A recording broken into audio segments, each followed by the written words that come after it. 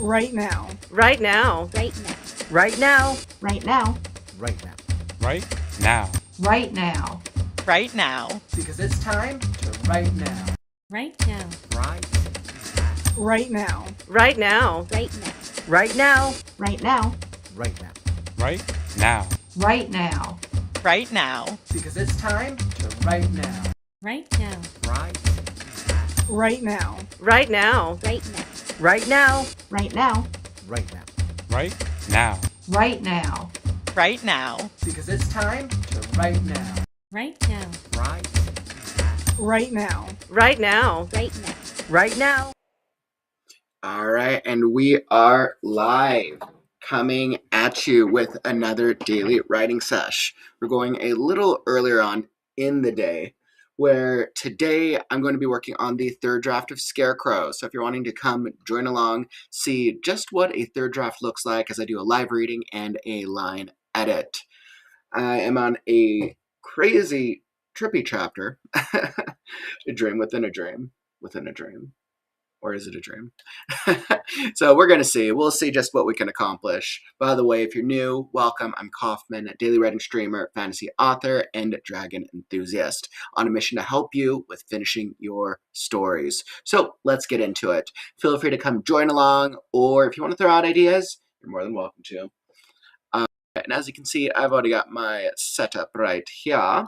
I've been revising this chapter, I think, for the last 2 days. So we're going to finish it up today. I'm determined. There's a will, there's a way. All right. So let's see what we see.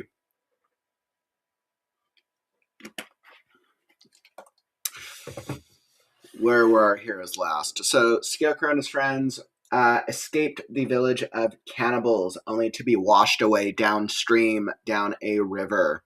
That is where the end of the last chapter ended, as we don't know quite where we are. Chapter 18, A Wilted Muck of Dreams. Excuse me. Excuse me, good sir. Do you need a map to true love? Inquired a deeply passionate voice. Scarecrow blinked awake as a furry face came into view. Large hazel eyes, full of wonder, were framed by a white streak of fur that trailed down to a broad snout, set against a golden brown hide. The eyes stared unblinking. Scarecrow whispered groggily, What is true love? The animal, presumably a bear, backed away, the sun hanging high in the sky, blinding Scarecrow. The bear mumbled, A scout and a polar, methinks, as he walked out of eyesight. Scarecrow sat up, but the bear was gone. He rubbed his eyes, adjusting to the sunlight while shaking his head.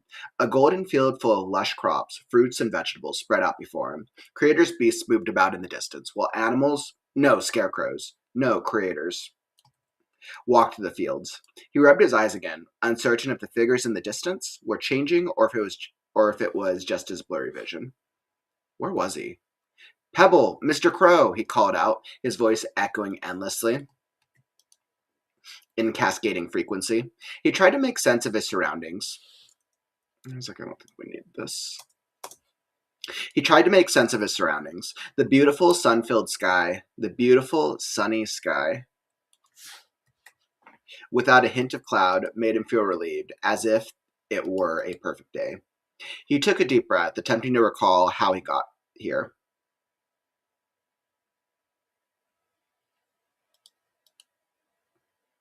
He took a deep breath, attempting to recall how he got there. The last thing he remembered was splashing water. Did something happen before that? He felt hot, a burning sensation, but shook it off. Why did he feel the urge to cry? Glancing down at his twig-wrapped fingers that looked normal, but felt sticky. Ro, look what I stole, a young voice cried out. Glancing sideways, the boy in the red beanie ran up to him in a cloud of dust. Beyond them was a farm. No, farms. No, a village surrounded by walls. The structures warped in the distance, but their shapes remained blurry and foggy, as if viewed through a distorted lens. Tiny hands tugged at his jeans. The young creator's flesh was so pale and pristine. Scarecrow inhaled fresh air.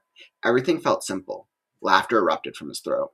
The boy shoved a giant leather hat in his face. Look what I stole! Scarecrow took it gingerly.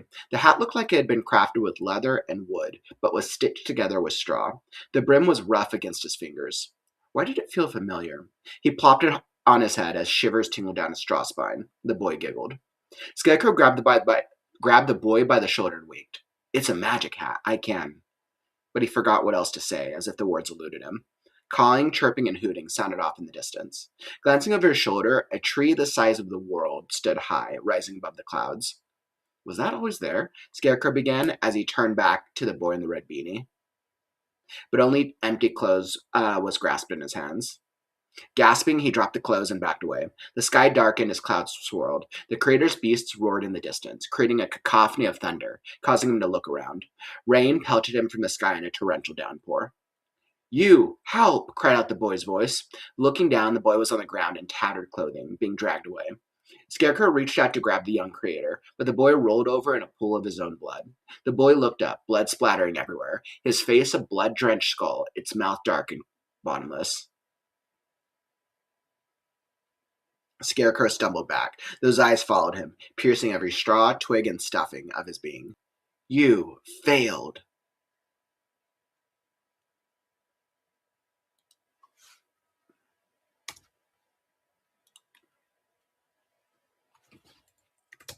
The skull accused. Scarecrow tripped over a lone, decrepit sunflower sticking out of the ground. It looked up at him, petaled eyes sunken, withered, and full of envy. It whispered, "Sun will set you free." Scarecrow tried to back away, but he bumped into the root of the world-sized tree. The ground gave way as he began to sink into the earth. His legs sank. His stomach sank. He thrust out an arm and screamed for help, flailing hopelessly, trying to grasp for the roots to pull himself free. He failed. Multitudes of birds perched atop the branches. Peered down at him callously. A pair of large oval eyes, one black and one silver, stood out among the rest. As Scarecrow's chest sank into the earth, he reached for the sky, crying out, "Mr. Crow, help me!" "Recall your training, hatchlings," Crow called as a line of hawks on the branch's end saluted him in sleek form. They took to their positions, wings at the ready, beaks locked in.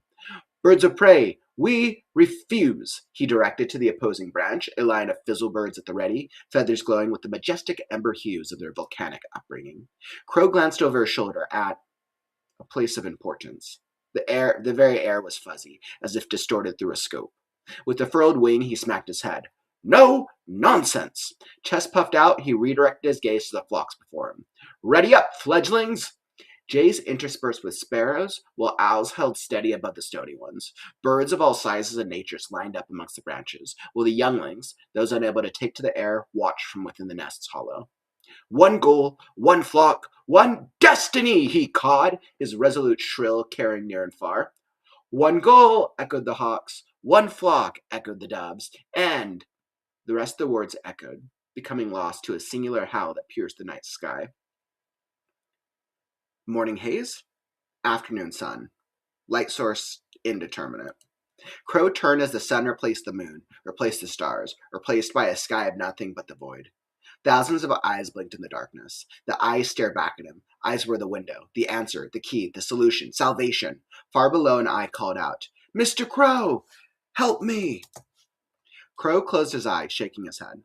When reopening them, he stood on ground level. Above him towered his ancestral home, the nest. He gazed up at the tree that encompassed the skies. He gazed up at the magnificent tree encompassing the skies.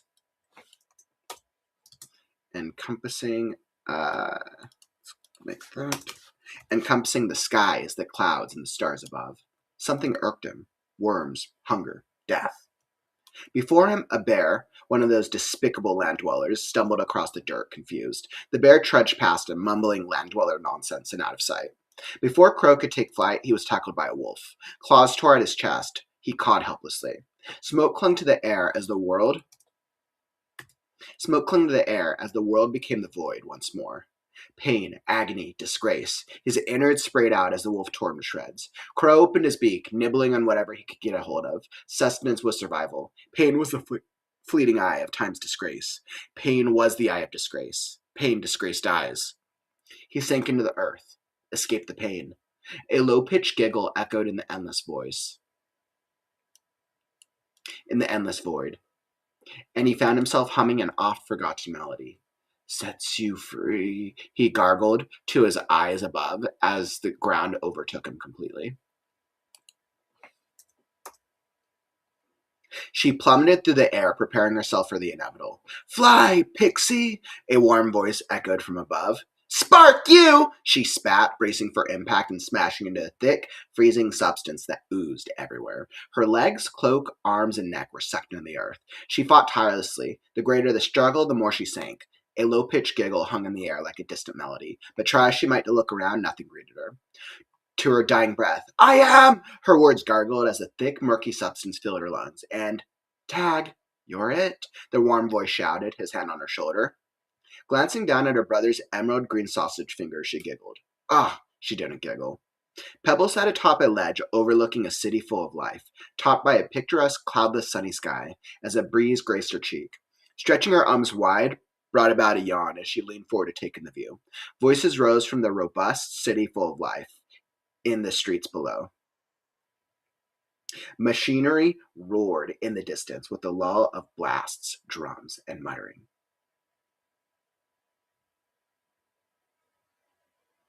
Machinery roared in the distance with a lull of blasts, drums, and clattering.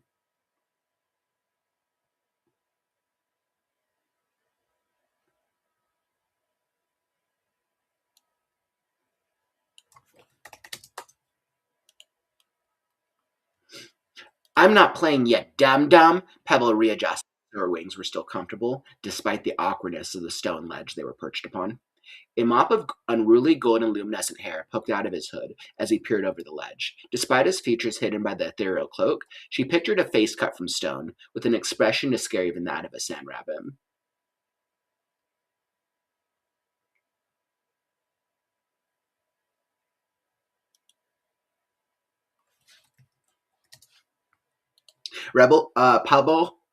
Pebble punched him playfully in the shoulder. Scared you're gonna fall to your death as well? Rolling her eyes, she muttered. Remember where? Stuttering. Where? She gulped profusely. He returned the friendly punch with a playful snort. Not fair, sis. You promised I was real. Pebble roared with laughter. Well, it is called hide and... The air suddenly felt strange, like it was thick and full of moisture.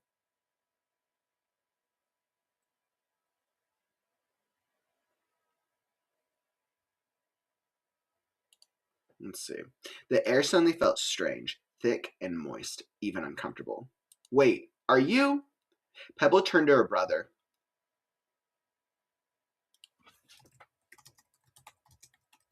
Wait, are you? She trailed off. Pebble turned to her brother.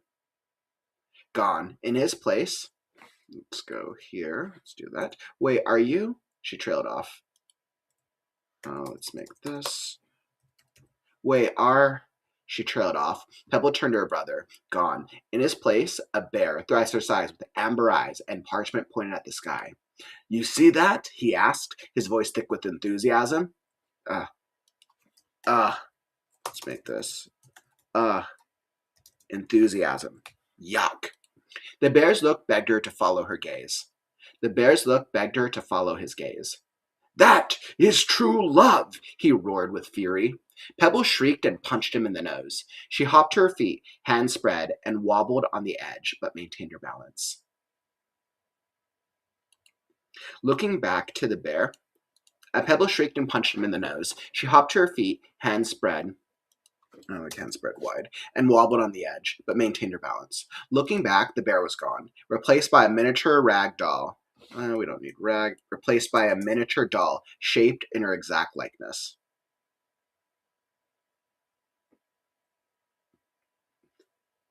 Wings, cloak, and all. It gazed at her with depthless eyes of starry eternity.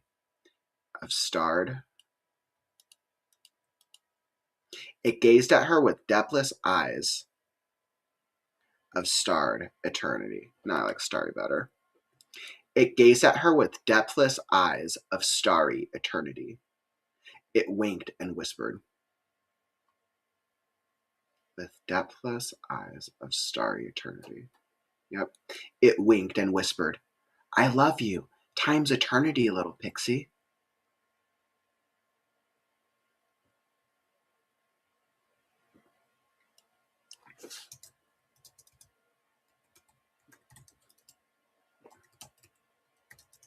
It winked and whispered in a profoundly childish voice, I love you times eternity, little pixie. The endless eyes twisted her upside down, pulling, filling her with dread, longing, and despair. What was she missing? What was she missing? Mr. Crow, help! Help me, echoed the words of a familiar voice off in the distance. Actually. Pebble looked up. Beyond the city's limit, was that a tree? And beyond the tree, the edge of a domed murky barrier held back an endless void. She rubbed her eyes and screamed, I'm not crazy! Her cloaked brother turned to her. Why couldn't she see his face? He uttered in a deadly whisper.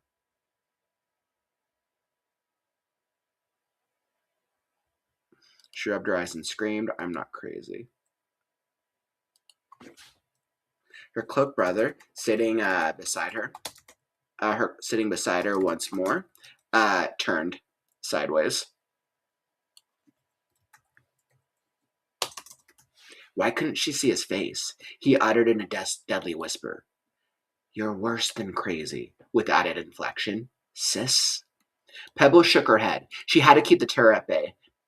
Anything to change the mood. She reached in her pocket and felt for the thing. It wasn't there. Her breathing quickened. I'm not crazy, she whispered. Her hooded brother turned to face her, but instead it was her own face staring back, drenched in the purple-greenish blood of her heritage, with sunken eyes and soulless pupils. She tried to scream, but no sound escaped her lips. Nothing. Pebble felt a shove as she tumbled over the side. Have to fly. Fly away. Fly. She plummeted through the air, preparing herself for the inevitable, as a warm voice echoed from above. Fly, pixie. Hey, what's up, guys? I saw a couple of you hop in there. Splayed. I think I did splayed intentionally with that bit. Yeah, I'm pretty sure splayed. Yeah, I'm pretty sure I did splayed. Let's see. Let me make sure that's correct. Splayed definition.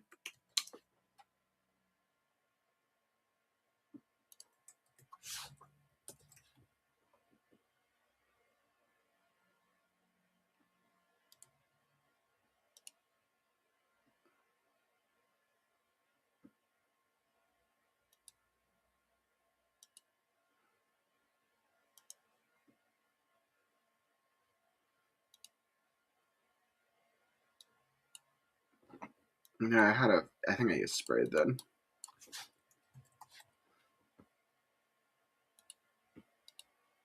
Yeah, so that was the Mr. Crow Pie, his innards sprayed out. Yeah, I think sprayed is the right one. Yeah. Smoke clung to the air as the world became the void once more. Pain, agony, disgrace. His innards sprayed out as the wolf tore him to shreds.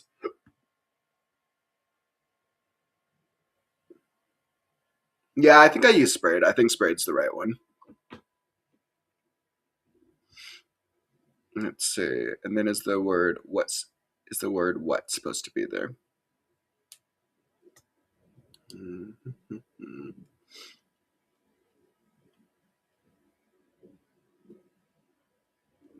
Yeah, I do think sprayed's right. I know, right? In this moment, in this little moment, it's such a gruesome death. They're trapped in a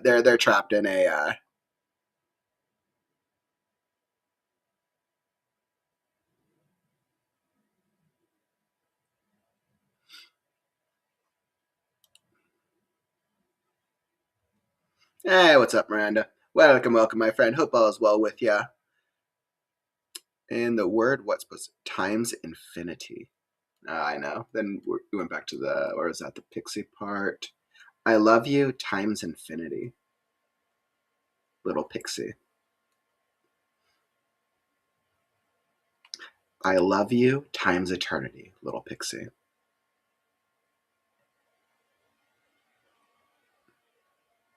You're at times eternity, times infinity. eternity. Actually, I think I used eternity up here when describing its eyes, so I actually think infinity is a better call there. I love you times infinity, little pixie. I think that's better as well.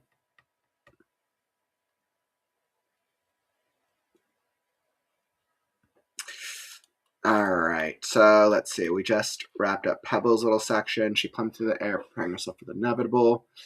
All right, so now we've gone through Scarecrow section. Then we went through, so it went from Scarecrow to Crow to Pebble. Clearly something is wrong. And now we are returning to Scarecrow once more. Scarecrow sat up and rubbed his eyes, adjusting to the light. A golden field full of blurry things that he couldn't make out. A golden field full of blurry things that he couldn't make out surrounded him. Other things moved in the distance, while loud noises sounded off nearby. The boy in the red beanie shoved a giant oblong hat in his face. Look what I... Scarecrow took it gingerly in his fingers, but nothing was special about it. Before tossing it aside, he muttered, "It's a hat." Try as he might to remember, the words were lost to him. Why were words difficult? He looked at his fingers. They felt sticky. Will you truly fail them as well, Scarecrow? I don't know if I need truly. Will you fail them as well, Scarecrow? Scarecrow looked up, but the boy in the red beanie was gone, replaced by empty clothing in his outstretched hands. Who was he failing? It can't fail, he mumbled. It won't. The remains of the last robot flashed through his mind. Followed by Mr. Crow and Pebble. Scarecrow screamed at the sky, dropped the clothes, and ran away. He refused to look back at the bloodshed which awaited him. Eyes closed, he ran blindly, falling and tumbling down a hill. The further he rolled, the less it hurt. Stones, branches, and weeds scratched him by. Younglings, no! Mr. Crow's words echoed off in the distance. Scarecrow tried to call out to him, but the bird hissed and turned his back as he kept rolling, and vanished. Scarecrow tried to call out to him, but the bird hissed and turned his back as a wolf leapt at him. Leapt at him, and they vanished. On Scarecrow tumbled through snow and sand, dirt and water. Fly, Pixie, fly! Pebble's words echoed nearby. I've used echo a lot. What's another word for echo? Let's get some other word choices. I think I've used echo too much.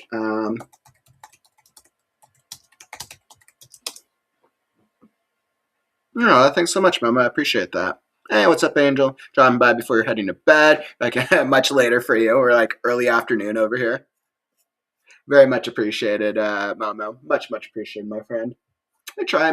This is on the third draft, so I've gone through it a couple of times. It still has to go through an editor, so it's still definitely going to be. I'm sure they'll probably still be wordy. It's still probably wordy at parts, I'm sure. Rang through the air. Let's see. Pebble's words rang through the air. Pebble's words vibrated. Does vibrate give the right? Pebble. I don't think. No, vibrated. Pebble's words.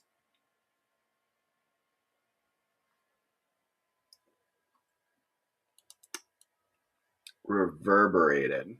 I wonder what. Pebble's words lingered.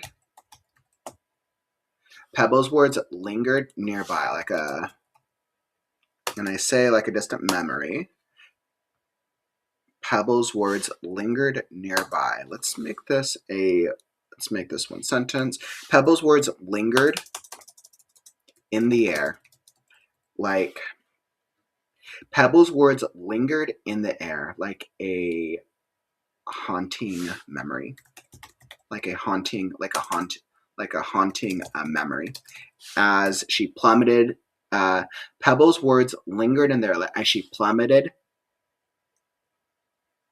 towards the ground.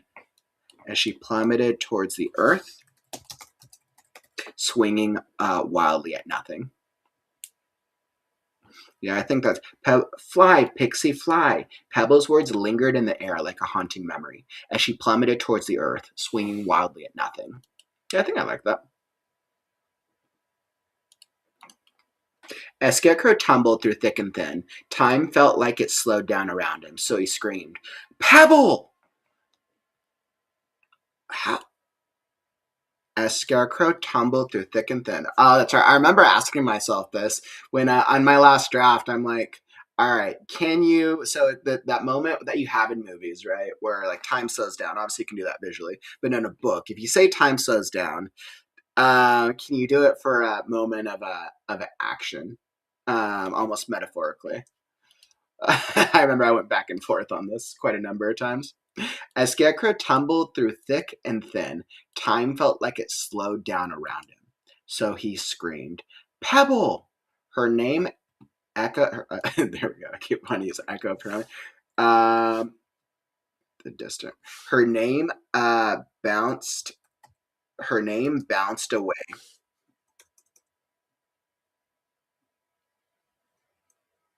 Actually, let's see. Her name. His word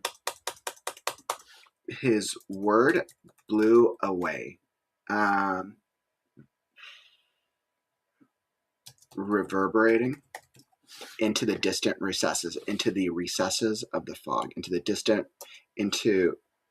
let's see. Pebble, his word blew away. Reverberating into the recesses of the fog. The pixie stopped flailing and looked at him, her eyes flickering in a bout of realization. Within those crystal green eyes, he felt a deeper pain, sadness, and grief than was possible to contain within one creature. I was like, did I give her crystal? I'm pretty sure I did make her eyes green. I'm pretty sure I made her eyes green. All right, shit, I have to go check. 261. All right, so I'm on 261. Actually, this is why we have the handy dandy story Bible. As a side note, if you're a writer, all writers need a story Bible. What is a story Bible, you ask? It's just an easy way to outline all your stuff and compile it into one document. All writers should be using a story Bible, regardless of what type of work they're working on. Everybody's story Bible is different, and it really just depends on what type of information you want to store for your writing. Where is Scarecrow? And I know a bunch of you guys have seen the story Bible many times before. Let's see. So I think I have it under cast of characters because I have her description. All right. Oh, there's Pebble. All right. Description. An ethereal clip with a subtle emerald aqua glow. While the velvet pulled over. No! I didn't put her eye color in this opening description. No! Alright, now I have to go find. Alright, what page am I on? 261.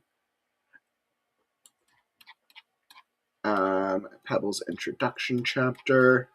To make sure that her eyes are correct when push comes to Pebble. This is actually also the value of doing a third draft and doing it quickly. As you're going through it, you're going to remember where certain beats are or certain things are that you need to pull. Because I think I went through the Pebble chapter about a week ago.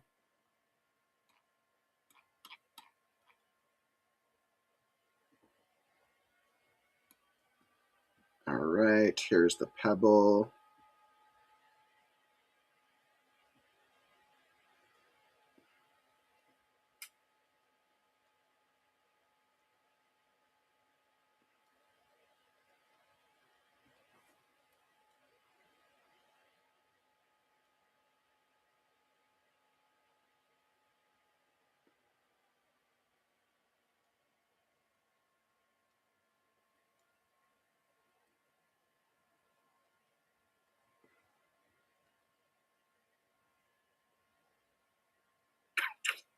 All right, let's do this.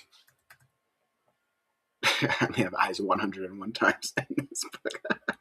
Oh, God.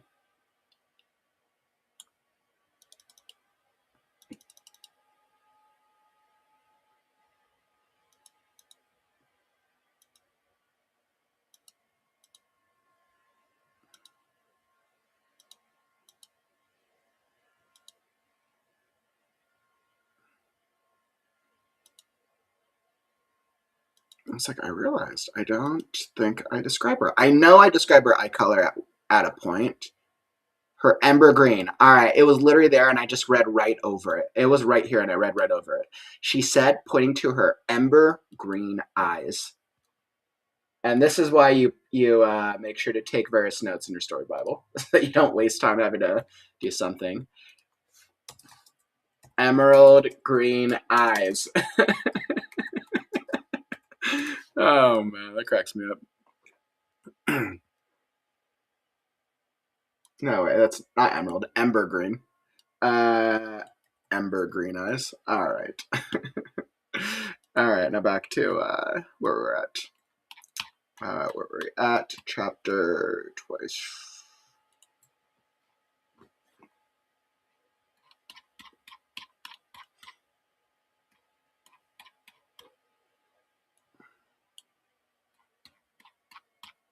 Which actually, this is actually a really cool moment that's about to happen.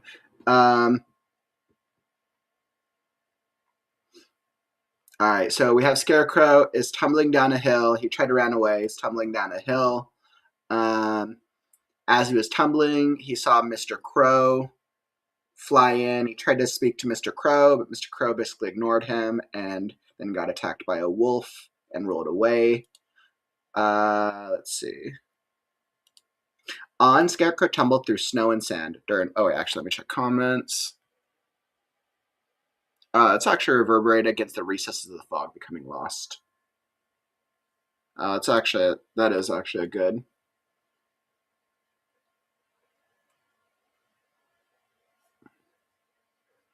let's see. His word reverberated against the recesses of the fog, becoming lost. I like that. That's actually better. His word reverberated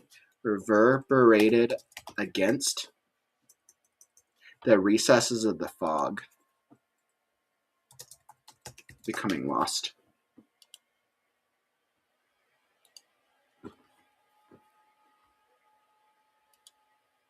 His word reverberated against the recesses of the fog, becoming lost.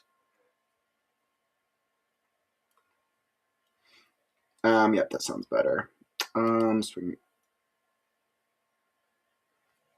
On, Scarecrow tumbled through snow and dirt, through snow and sand, dirt and water until... Oh, shit, whatever. That is not what we want. Until... Fly, Pixie, fly! Pebble's words lingered in the air like a haunting memory as she plummeted towards the earth, swinging wildly, until he heard a familiar voice. Fly, Pixie, fly! Pebble's words lingered in the air like a haunting memory as she plummeted towards the earth, swinging wildly at nothing.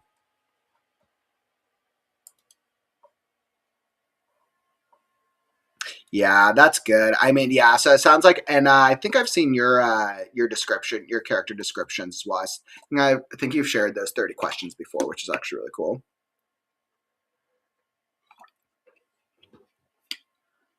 Oh, yeah. I mean, you have to, and usually, like, those minor things is another reason that people usually need to hire. I mean, usually those things should be fixed by, like, developmental editor, maybe. It's more like a line editor. Yeah, it's generally more like a line editor's role, but developmental editor can do it as well. It's like you definitely do not want those things changing from chapter to chapter. Like that just shows a sign of lack of editing before AI writers. Yeah, when I think of Pebble, Pebble has very pale green. Pebble is like purple hair, vibrant purple hair, pale green skin that almost has like a glowing effect, and then her eyes are like ember green. Originally, I was going to go emerald green, but because her skin is pale, I think her eyes need to stand out from her complexion.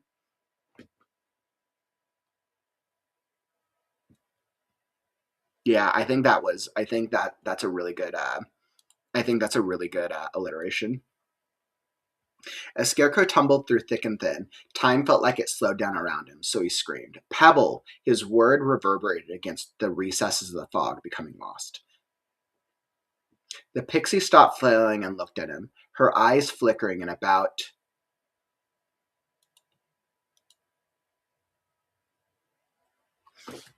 As the pixies, let's go, as the pixies' descent slowed. As the pixies' descent slowed, she stopped. Let's just go Pebble. As Pebble's descent slowed, she stopped flailing and looked at him, her eyes flickering in a bout of realization. Within those crystal, now here's back to her, within those ember green eyes, within those ember green eyes, he felt a deeper pain. Within those ember green eyes, he felt a deeper pain, sadness, and grief than was possible to contain within one creature, let alone one of her stature.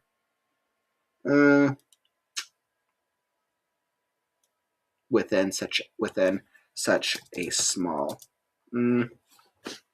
within those ember green eyes, I don't think we need scarecrows there. Pain, sadness, and grief threatened. Pain, sadness, and grief threatened to overwhelm her.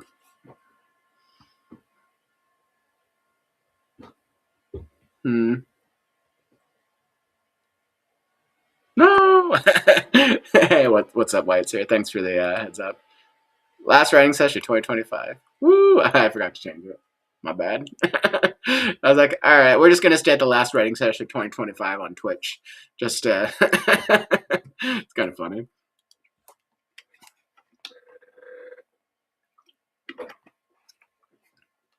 Aw, thanks, Mom Meg. I appreciate that. Yeah, I am planning on doing an ebook. I am planning on doing my own ebook. I think I'm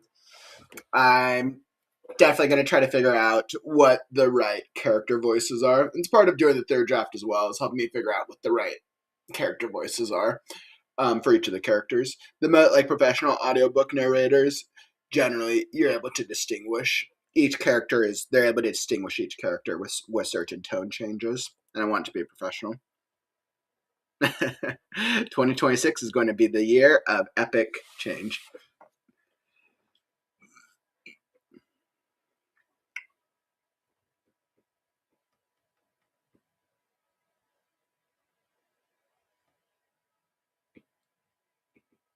As Pebble's descent slowed, she stopped flailing and looked at him, her eyes flickering in a bout of realization. Within those ember green eyes, longing,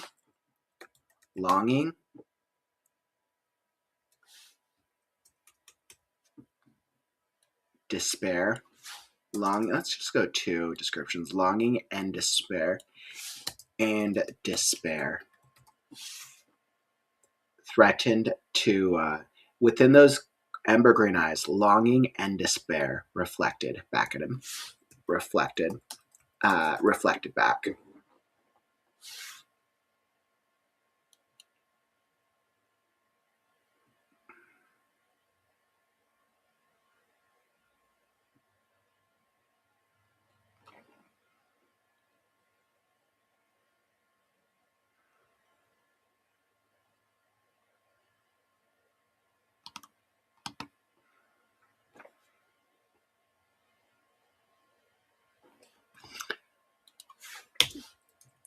He so desperately wanted to help her, save her.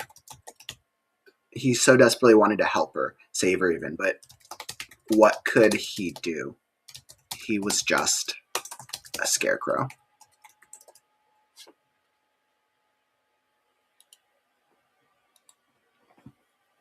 He desperately wanted to help her, save her even, but what could he do? He was just a scarecrow. The image of cloth, the image of the tiny doll, of the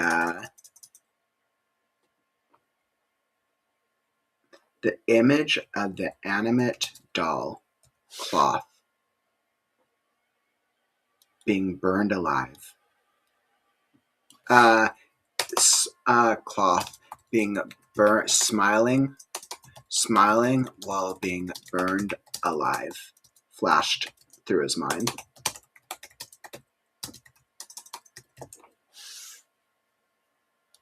Sounds like we don't need that bit. The image of the animated doll. No, we want animate, is fine. The image of the animate doll cloth, smiling while being burned alive, flashed through his mind.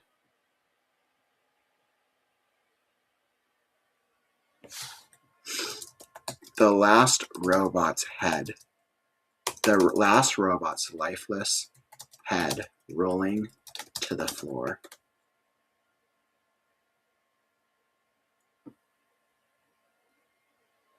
Flashed through his mind. I think this might be a time where I use it 3 times.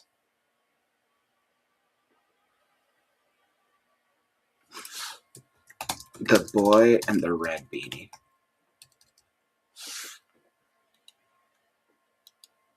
Scarecrow realized that he had to believe in something, anything, but the death and destruction of a world he no longer remembered. Scarecrow realized in that moment, Scarecrow realized that he had to believe in something, anything.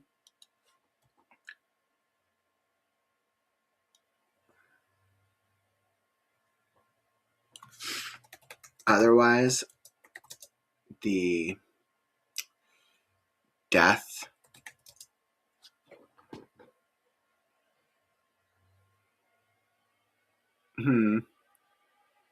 thanks, Mom Maggie. Appreciate you. Hey, what's up, Janine? Welcome, my friend. Getting some work done on this chapter. Some revision stuff on a kind of a crazy little chapter I got going on. In that moment, Scarecrow realized that he had to believe in something, anything. Otherwise, the chaotic the chaotic world state would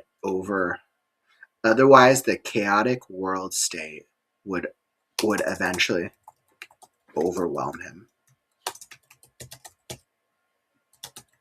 Like it had like it seemed with so many others.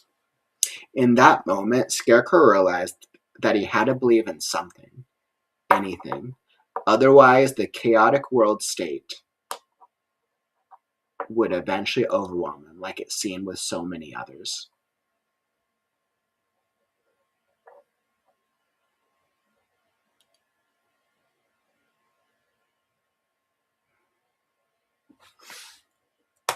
The desperation in her eyes spoke. The desperation in her eyes spoke to him more than any of her taunts or bravado ever had.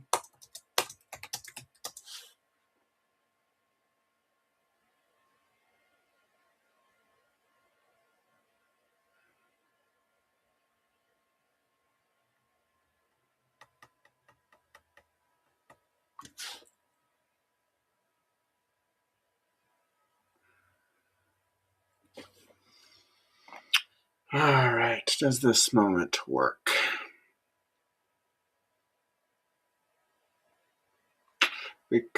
So technically we're in the middle of an action, and then I tried to do a time slowing down thing, and then I switched to a bunch of interiority within the action, and that might be too much.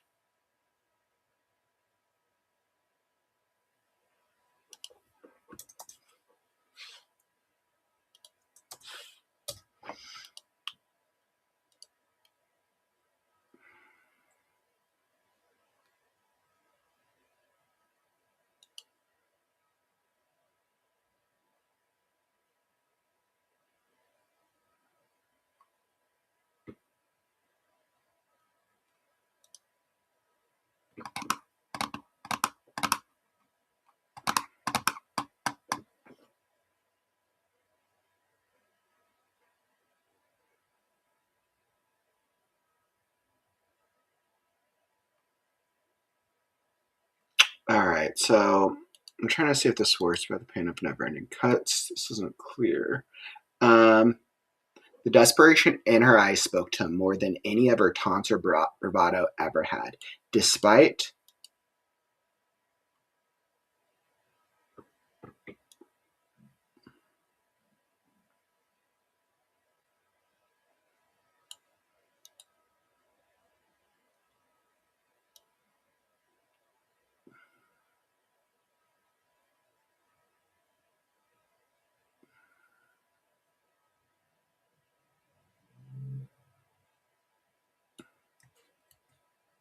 he smiled, and with eyes locked,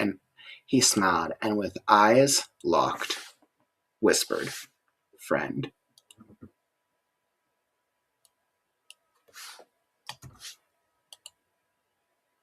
Question mark. Period. Interesting. Not a Pebbles still. It was a character in the last chapter that they encountered. There was a character named Cloth, which was also a doll. This continues to go back and forth. Actually, so technically there's technically 2 doll characters. But Cloth was like a Raggedy Ann-esque type doll. In the last chapter that did not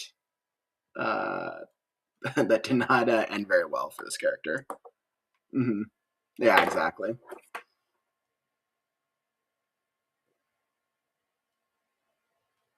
All right, so I have to see if this moment actually works. So Scarecrow's tumbling down a hill. On Scarecrow tumbled through snow and sand, dirt and water. Sticks and rocks, tearing him apart as he rolled endlessly, until he heard a familiar voice. On Scarecrow tumbled through snow and sand. On Scarecrow tumbled down the hill through snow and sand, dirt and water, sticks and rocks tearing him apart as he rolled endlessly, until he heard a familiar voice. "Fly, Pixie, fly!" Pebbles' words lingered in the air like a haunting memory as she plummeted towards the earth, swinging wildly at nothing. As Scarecrow tumbled through thick and thin, time felt like it slowed down around him. So he screamed, "Pebble!" His word reverberated against the recesses of the fog, becoming lost. I don't actually set up fog here.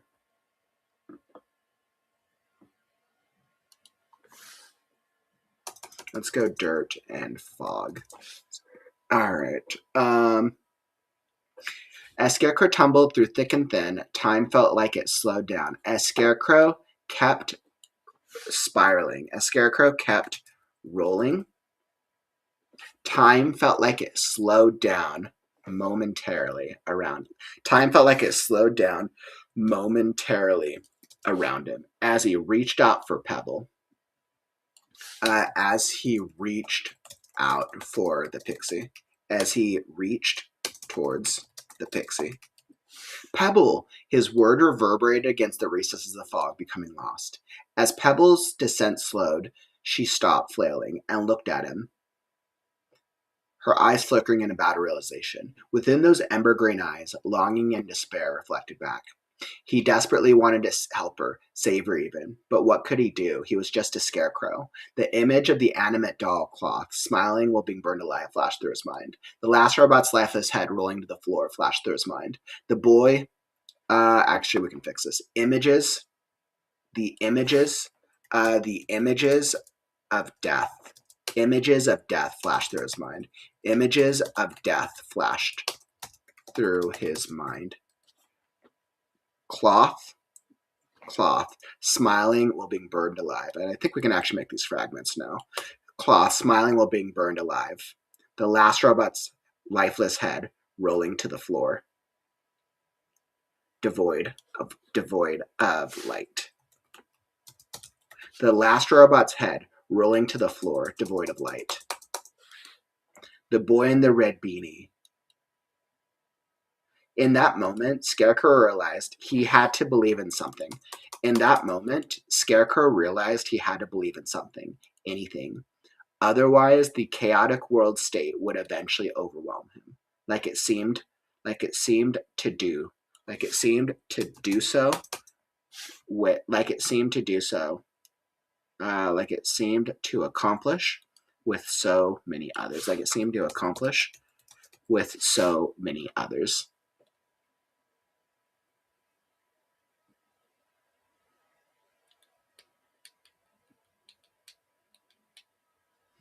It's a good question. Good question, Whiteson.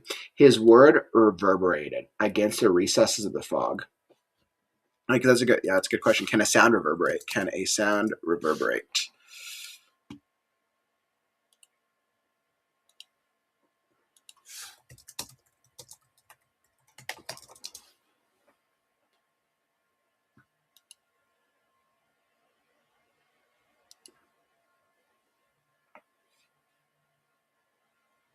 Yeah, sound can reverberate.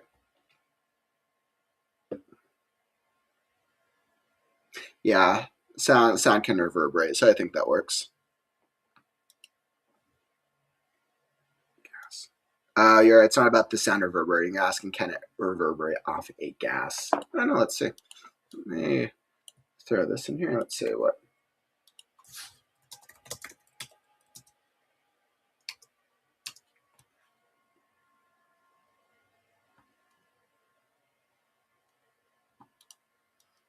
All right, we're gonna see if this works because this is a beat. This is a very interesting beat I have here. I'm curious to see if this works or not.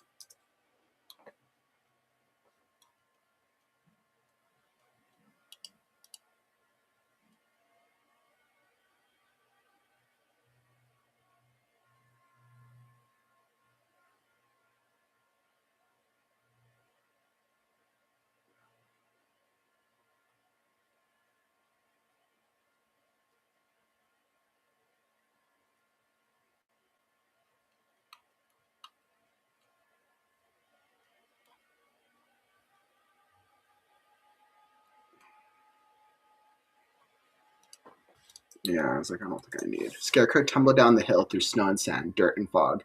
On Scarecrow tumbled. Scarecrow tumbled down the hill through snow and sand, dirt and fog, sticks and rocks, tearing apart as he rolled endlessly until he heard a familiar voice.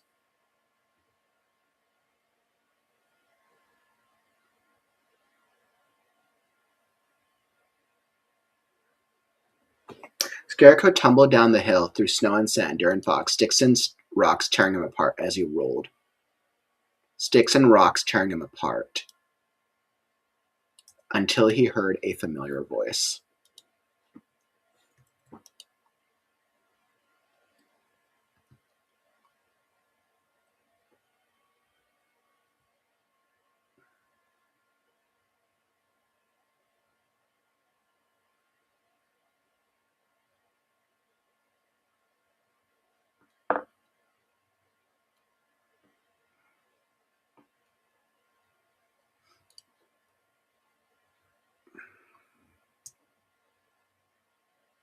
Pebble's words lingered in the air like a haunting memory. Through the fog ahead. Let's tell that. Through the fog ahead, she plummeted towards the earth, swinging wildly at nothing.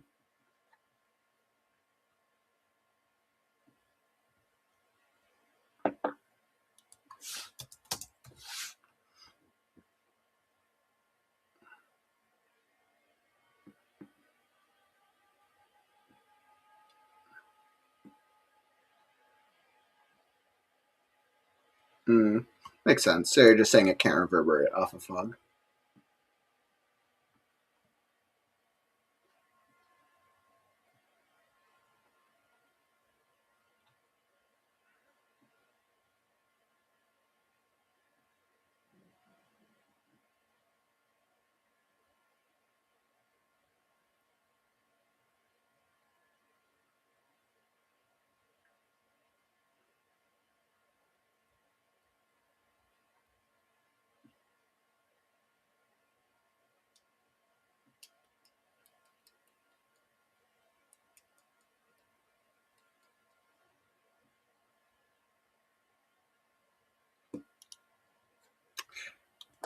Through the fog ahead of him, she plummeted towards the earth, swinging wildly at nothing. As Scarecrow kept rolling, time felt like it slowed down momentarily around him. as he reached towards the pixie. Pebble! His word reverberated against the recesses of the fog, becoming lost. Against.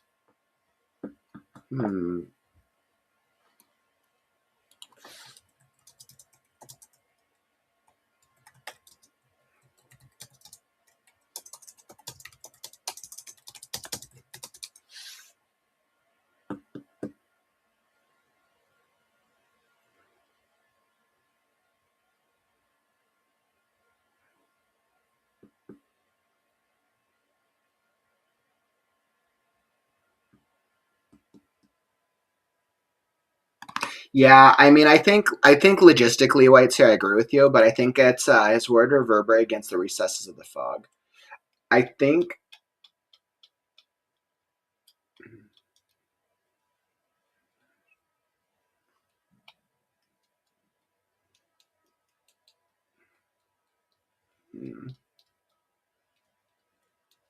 I think this is a metaphor. It's like coming across a little metaphorical. I think there's something about it I like, though. Hey, what's up, Cap? No, you're right. You're absolutely right. As you retrieve the pebble, his word reverberated against the recess of the fog, becoming lost. I think I do like it, though. I'm gonna think on it. It's actually a good note. We want to go. I don't know. We'll go blue. As Pebble's descent slowed, she stopped flailing and looked at him, her eyes flickering in a bout of realization. Within those ember-green eyes, longing and despair reflected back. He desperately wanted to help her, save her even, but what could he do? He was just a scarecrow. Images of death flashed through his mind. Cloth, smiling while being burned. The last robot's head, rolling to the floor. The last robot's head, devoid of light. The last robot's head, devoid of light.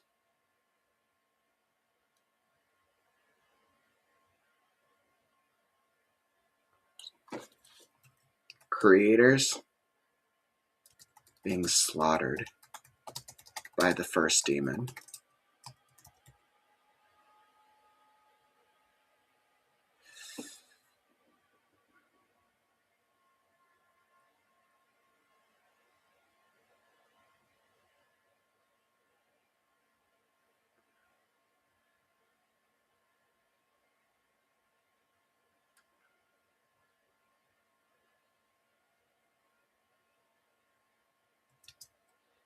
The boy in the red beanies. Skull. Taunting him.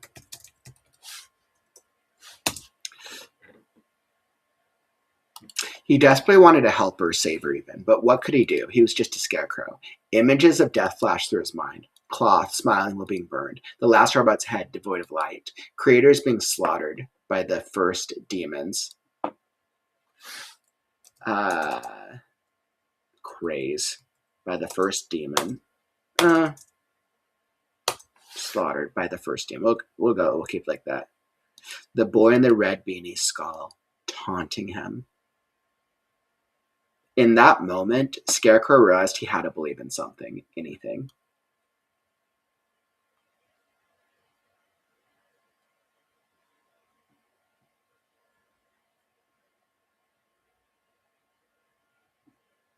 Otherwise,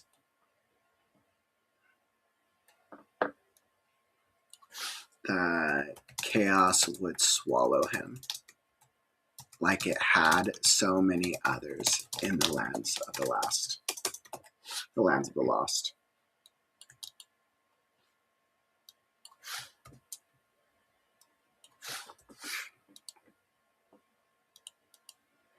He desperately wanted to help her, save her even, but what could he do? He was just a scarecrow.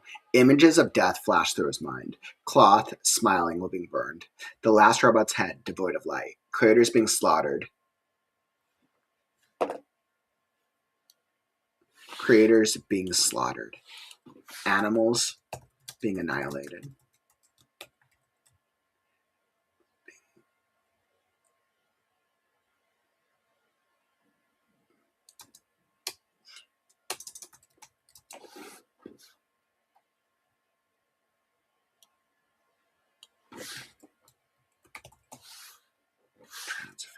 transformed. Transfigured. Animals being transfigured.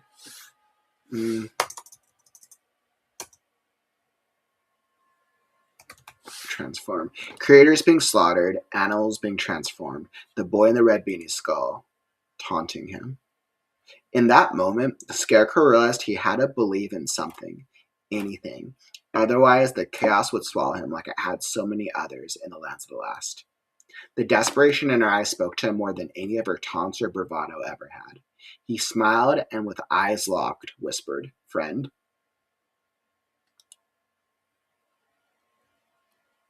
The pixie's eyes widened, shocked. Something deep in her cloak pocket glowed with the brilliance of 1,000 suns. Pebble vanished before she smashed into the ground. Something deep in her cloak pocket glowed with the brilliance of 1,000 suns. Pebble vanished before smashing into the ground. A low-pitched giggle permeated the air as Scarecrow kept rolling on. He should have been in pain, but the rolling made him sleepy. The sky passed him by, so much easier to keep on rolling. Roots passed him by, keep on rolling. The world passed him by, rolling. Fire passed him by. So much easier to keep on rolling. Roots passed him by, keep on rolling. The world passed him by until he rolled. The world passed him by until he rolled into a roaring inferno.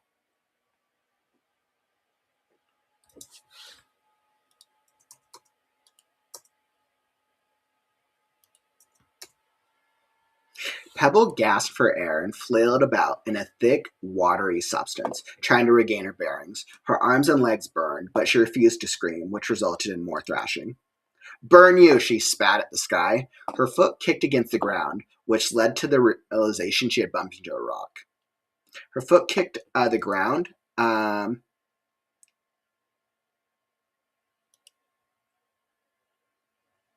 Her foot kicked the ground as she bumped into a rock. Pulling herself up, her foot kicked the ground as she bumped into a rock. Pulling herself up, both legs and arms glowed a subtle red as the thick substance slid off her. Rolling on her back, she breathed hard, trying to catch her breath. As Pebble lay there, she noted the rest of the substance slid off her in chunks until she was left drenched in only her own sweat. The treetops of the forest rose overhead like a thick canopy of foreboding, with speckles of sunlight streaming here and there, through. Try as she might, how was one to make sense of it all? Did that dumb Scarecrow really call her? Thrusting a hand in her pocket, Pebble sighed in relief at feeling her familiar. She was all right. He had to be all right. He was real. He had to be real. She could remember his purple and his luminescent. Let's see, what color did I use for her brother's hair?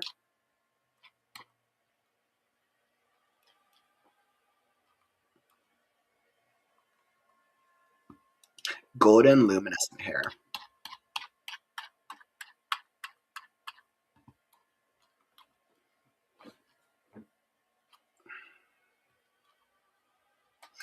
She could remember his golden luminescent mop of hair anywhere.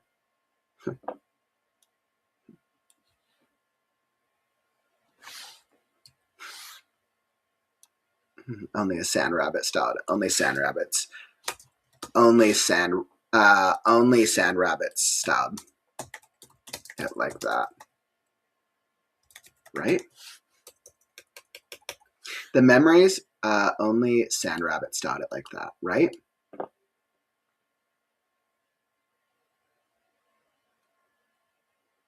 Okay, let's see. Thrusting a hand in her pocket, Pebble sighed in relief at feeling her familiar. She was all right. He had to be all right. He was real. He had to be real.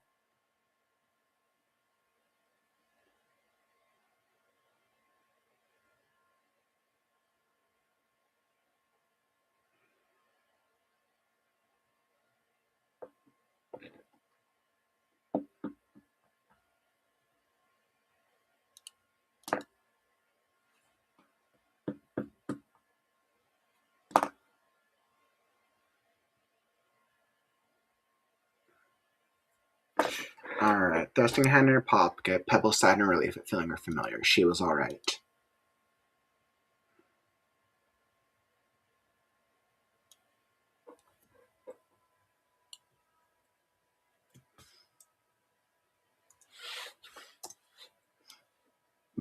But the golden luminescent mop of hair,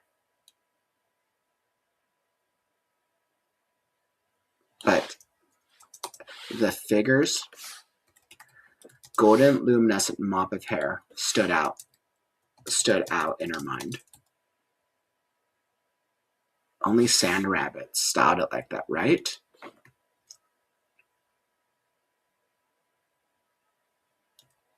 The figure was real. That figure was real. That figure was real. He had to be real. But who was he to her? The memories evaded her. Was that a dream?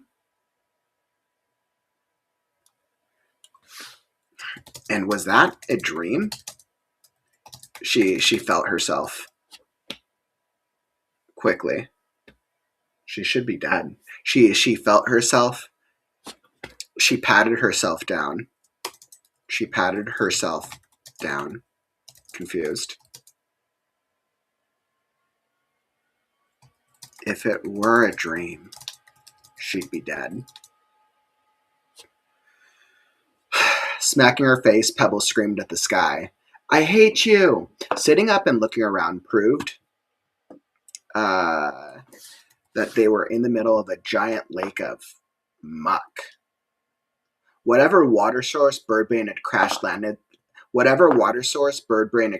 them into must have ended up here. That explained their escape, but not the dream of it all.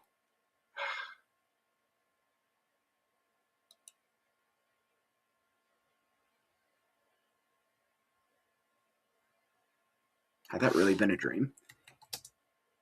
Had that been a dream? Impossible.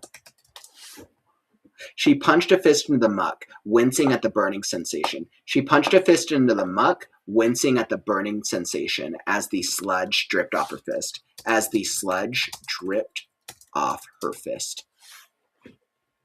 Why was she not surprised? Dream muck that hurt like a mother. Just another day in the lands.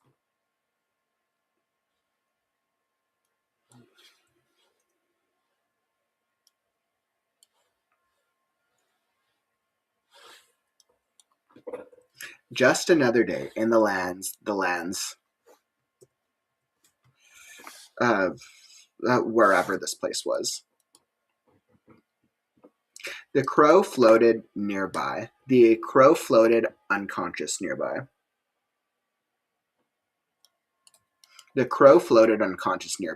Scarecrow farther off. The crow floated unconscious nearby. Scarecrow farther off.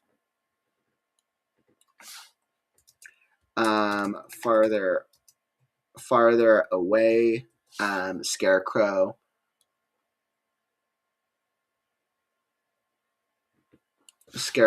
Also. The crow floated unconscious nearby. Farther away, Scarecrow also floated in the muck. Tangled up with the living bag, with the living sack containing containing his things.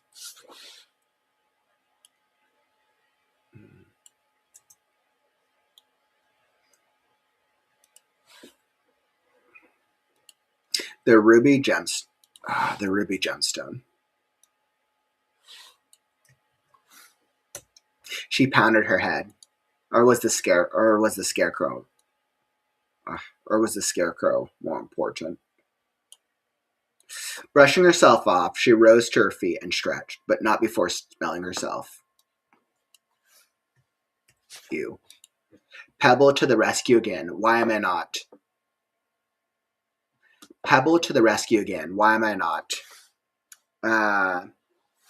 She was cut off by a high-pitched giggle that hung in the air.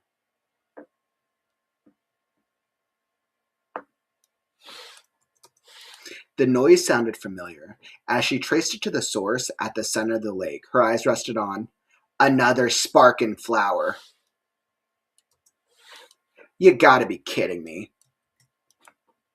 You gotta be kidding me. A crazed sunflower, thrice the size of the scarecrow, swam around in circles, humming a hauntingly eerie melody that clung to the air like a plague. The sunflower's petals were graying, decrepit, and perpetually dripping muck from sights unseen. Wait, was this stuff coming from that flower?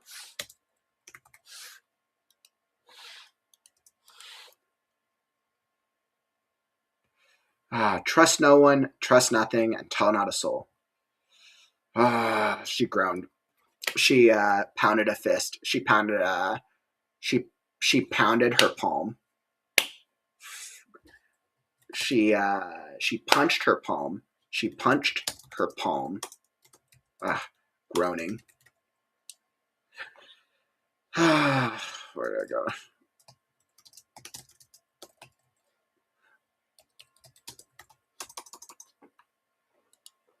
She punched, alright, so Pebble punched her palm. Pebble punched her palm, groaning. Why do I always, she murmured, before doing a swan dive into the mucky substance. Immediately,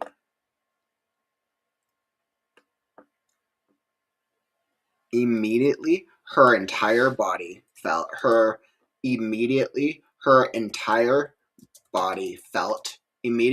she felt like every part of her was burning, was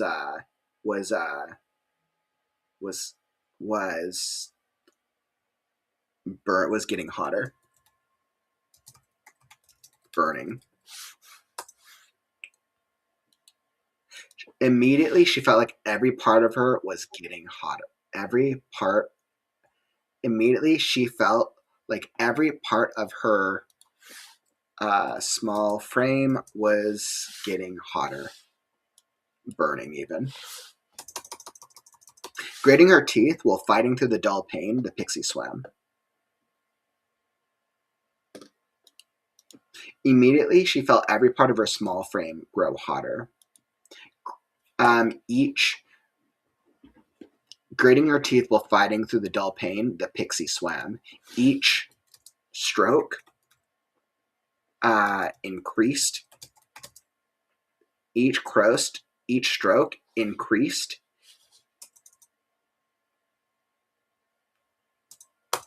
her body's temperature. As she soon felt like she might be burning alive. Each stroke increased her body's temperature, as she soon felt like she might be burning alive. Scarecrow too far. Scarecrow too far.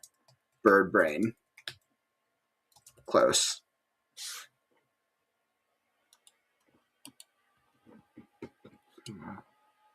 Scarecrow too far, but bird brain. Grating her teeth. I think I just used it.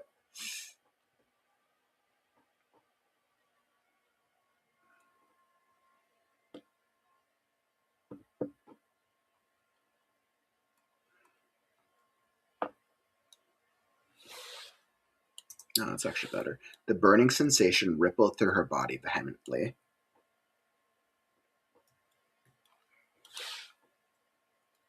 The burning sensation rippled through her body vehemently. The longer she swam, the more sleep arrived on her mind's doorstep.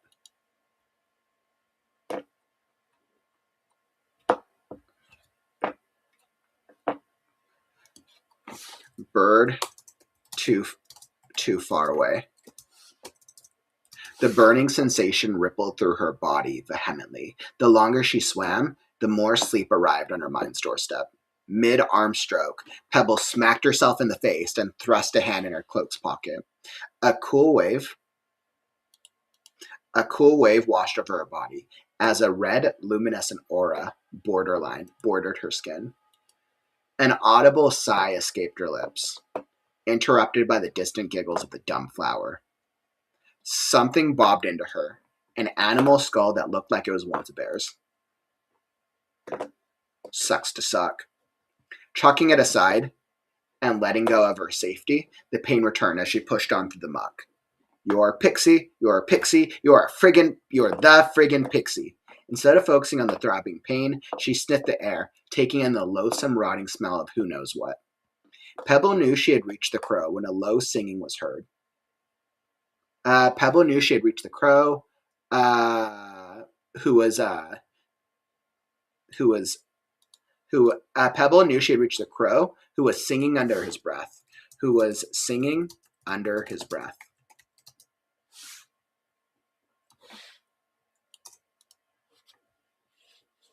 Hey, what's up, friends?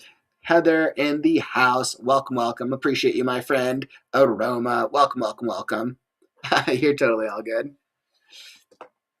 Pebble knew she had reached the crow, who was singing under his breath. The flowers in. I don't think I need that. The crow laid sideways in the muck, with one wing sticking out and most of his face buried. Bird brain, wake up, Pebble screeched. She pulled herself atop the bird, using him as a... Pebble screeched. She pulled herself atop the bird, relieved to ease the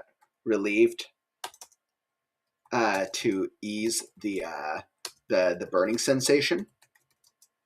Relieved to ease the burning as she used him.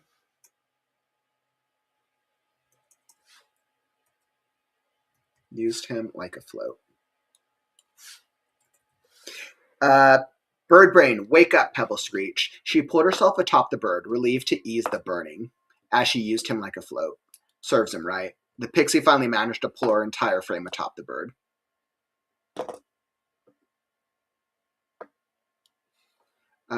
She pulled herself atop the bird, trying to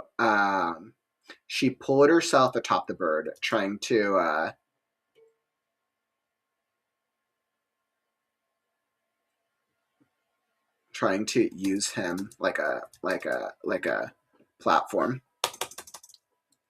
like a rock. Trying to use him like a, I'm gonna say like a float. Serves him right. The pixie finally managed to pull her entire frame atop the bird. The pixie finally managed to pull herself atop the bird. The relief from the burning sensation was immediate, so she kicked him in the face. Wake up! Wake up! Wake up! Wake up, dum-dum! Wake up, dummy! Nothing. Muck that, she muttered. Her eyes widened. Pebble realized she only had to detach the bird. Nothing. Muck that, she muttered. Her eyes widened as she glanced back and forth between the muck and her hands. Her eyes widened as she glanced. Her eyes widened as she glanced back and forth between the muck and her hands. No muck. No burn. A mischievous grin lit up her face as her expression became animated. She reached into her pocket and fished out the lifelike familiar that reflected her image perfectly. Pebble reached into her pocket and fished out the lifelike familiar that reflected her image perfectly. She looked around and kissed on the forehead. No one was watching anyway. The dumb flower's giggle echoed off in the distance as if to spite her. Maybe she'd burn the flower too. Maybe she'd burn the flower too. For good measure. The pixie whispered into her familiar's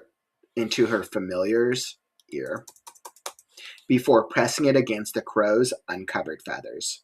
Smoke wafted off the bird's wing, and then Crow's uncovered eye shot open. Let there be flight, Pebble laughed with glee. They flew into the air as Pebble clung onto his back along. They flew into the air as Pebble clung onto the crow's onto his back along for the ride. They flew into the air as she clung onto his back along for the ride. Younglings on fire, Crow repeated as they flew around in circles. Grow up, Birdbrain, Pebble shouted as she crawled further atop his back and dug her feet into him so she wouldn't fall off. Pebble shouted as she crawled. Grow up, Birdbrain, Pebble shouted as she crawled further atop his back and dug her feet into him. So she wouldn't, so as not to fall off, so as not to fall off. After a moment,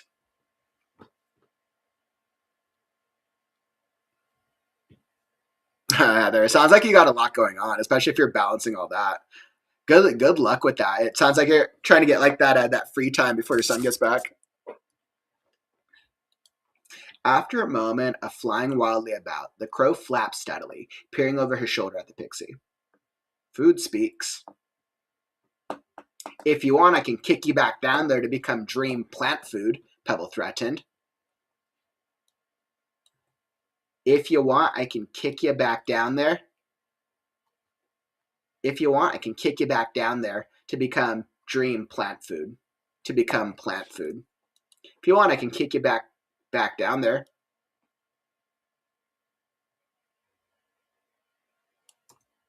If you want, I can kick you back down there, Pebble threatened. Crow assessed the lake of muck. After a moment, beware the heart of liars. Pebble opened her mouth to speak, but was at a loss for words. Pebble opened her mouth to speak, but was at a loss for words. Looking down at him, she thought about it. The heart of liars? That meant something if only she could remember what. Leaning forward, she knocked him on the head. You're a strange crow, huh? Crows are clouds. He nodded as if that made sense. Pebble snored and wagged her finger. You try to eat me again and I'll burn you, I swear. You try to eat me again and I'll burn you, I swear. She didn't hear a response, but obviously he got the gist. She looked around, considering commanding the bird to leave the lake of muck behind. That pesky, dumb Strawbrain's word though. Friend? What's a friend? Who even wants those? She smoldered, knowing that he couldn't be left behind with the ruby gemstone, of course. Finally, the crow asked, Scarecrow? Down. Without warning, the crow did a tailspin as they dove for the Scarecrow. As they dove for Scarecrow. Crow latched onto Scarecrow's head and pulled. Pebble slid down his back, held tightly onto one of his talons, and gripped onto the string that tied off the living sack, its mouth still as if yet asleep.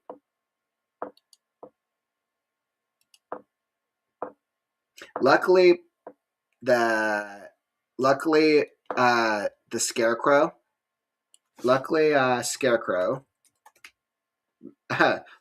Scarecrow's straw body dislodged quite easily from the muck. She even had to grab his hat before it fell off.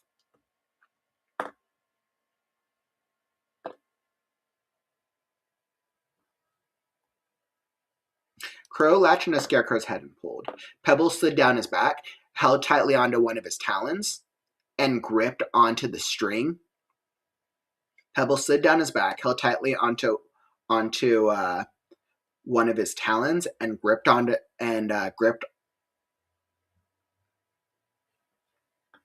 the string that tied off the living sack, its mouth still as if yet asleep. Luckily, Scarecrow's straw body dislodged quite easily from the muck. She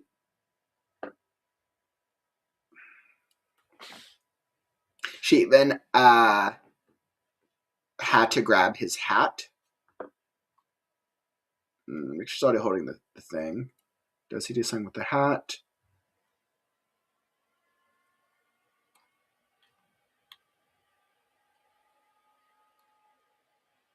I don't think the hat bit matters. Okay. Strawbrain better be thankful when he awoke. Strawberry better be thankful for saving him. Again, inch by inch, Crow latched on a Scarecrow's head and pulled. Pebbles slid down his back, held tightly onto one of his talons, and gripped onto the string that tied off the living sack. Its mouth still as of yet asleep. Luckily, Scarecrow's straw body dislodged quite easily from the muck. Strawberry better be thankful for saving him again. Inch by inch, he came free until the crow pulled him into the air. Pebble returned to the crow's back and cried, "That way, heathen," all the while laughing and pointing in a random direction. Even though the crow bobbed up and down, probably because he was weak, they flew swiftly, barely staying above the lake of muck. As they passed the lake's center, the wilted sunflower eyed them. A look of mania streaked its golden gray eyes, and it waved with a giggle, as if unperturbed by their departure. The flowers dark, sun and barks. The flowers dark. With a low vibrato, he chanted, "The flowers dark, sun embarks, nothingness sets us free." He plucked one of his petals and chowed down on it while continuing his swim, paying them as much attention as they would a fly. Pebble shivered and patted the crow's back, feeling tension likewise. Pebble shivered at the flower's words. Pebble shivered and patted the crow's back, feeling tension likewise. She watched the wilted sunflower as it flew farther away from it. "Nothingness sets us free," the words echoed throughout the area. Free. By the time the dumb flower was out of sight, Pebble realized her body was shaking. Slipping a hand into her coat pocket, she fidgeted until a soothing sensation washed over her. As they crossed the muck lake's edge, Scarecrow called out from below, "What strange dreams I had, my friends." He looked up at the two of them. "Is it just me, or do I feel like we need a map?" Crow cawed what must be a bird for laughter. Pebble looked down at him with head cocked and snorted. Pebble looked down at him, head cocked and snorted. The entire lands of the lost needed a map.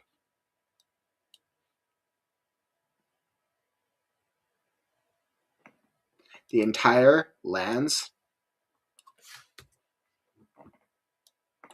of the last needed a map. All right. And that was the end of the chapter.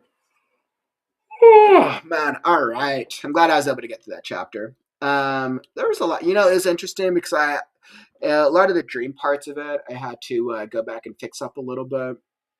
I'm kind of like wondering if the bits of the Scarecrow dream part needed a little bit more definition, but I think I'm going to let it pass for now. I think the chapter works and serves what I'm trying to do with it.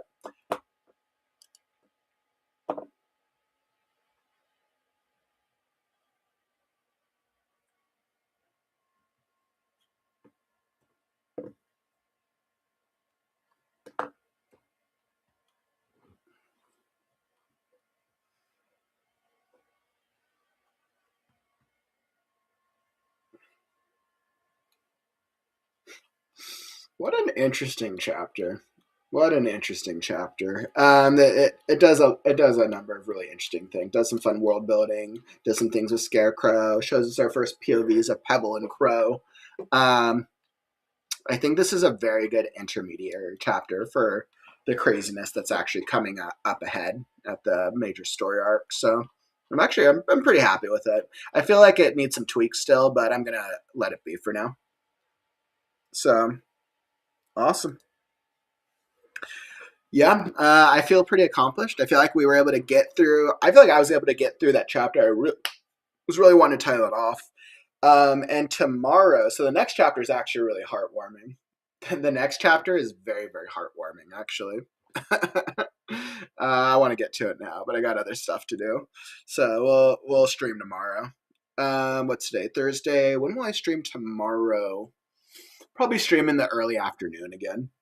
Yeah, probably stream in the early afternoon. So feeling pretty good about my progress. Hopefully on track to keep pushing through this manuscript. It's really cool seeing it come to life. Thanks so much, Jerome. I really appreciate that, my friend. You and me both. Fingers crossed that it's as good a story as I hope it is. Man. But everyone, thanks so much for joining. Don't forget that if you're wanting feedback on your stories, the next episode of the Story and Critique stream is this Saturday. Link down in the YouTube description down below to submit. If you enjoyed the stream today, tap that like button. Help us show the algorithm that writing streams are cool. And good luck with the writing. If you want to keep getting some writing in, come join us on the Discord. We got some writing games, writing talks, and everything in between. That is all that I got for you. But unfortunately, that brings us to the end of the stream. Don't forget, words are wind, but stories are forever. I'm Kaufman, and I'll catch you on the morrow. Stay creative, writers. Words are wind, but stories are forever. I'm Kaufman, and I'll catch you on the morrow. Stay creative, writers. It's time to write. Right now. Sorry. Right now, not right now, but right now. Read now, right now.